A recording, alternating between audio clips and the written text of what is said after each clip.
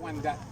Quand on se lève la tête, pour les Hurons-Wendat, le ciel, c'est leur Dieu. Et ils soignent leur peuple par les racines des arbres. Et ils le font encore aujourd'hui. Ils soignent leur peuple comme ça. Ils ont sauvé leur nation pour la grippe espagnole et ils ont sauvé leur nation également pour la COVID.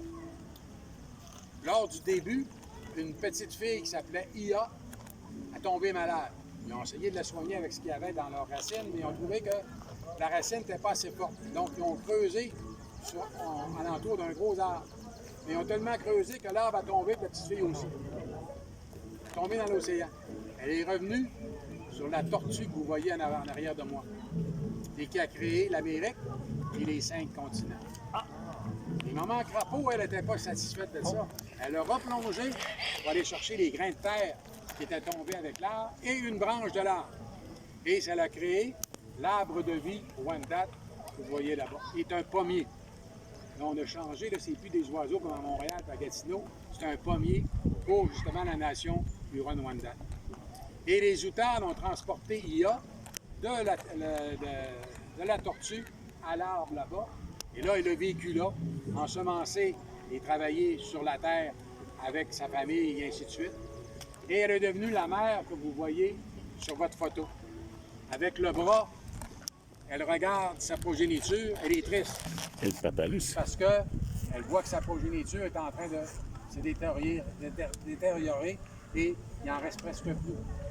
Alors, le monde polaire que vous allez rencontrer à votre droite en partant avec le monde marin, c'est de plus en plus disparate.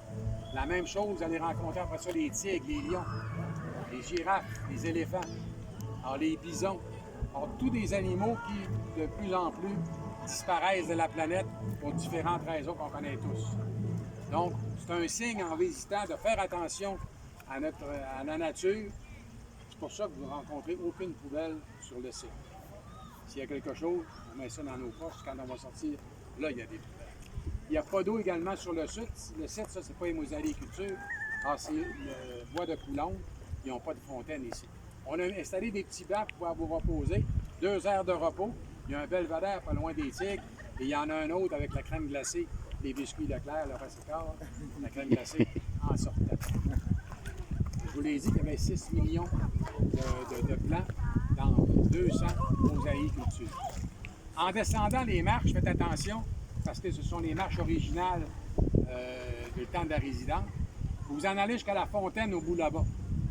Et à la fontaine, vous allez regarder vers ici, pas pour me regarder. Vous regardez l'arc-en-ciel qui se trouve juste ici. Si on est trop proche, on ne la voit pas. Alors Isaac Newton, au 18e siècle, lui, s'est dit l'arc-en-ciel, que les Hurons ou les autres nations indigènes pensent qu'en voyant un arc-en-ciel, c'est céleste, la nourriture va être bonne, la chasse va être bonne. C'est pas ça. Alors avec ces papillons monarques, le prisme, le soleil et l'eau, ça a créé l'arc-en-ciel. Et cet arc-en-ciel-là est un signe de résilience et d'espoir qui est devenu le signe de la COVID. C'est quoi le signe de la COVID? Ça va bien aller. Ça va bien aller.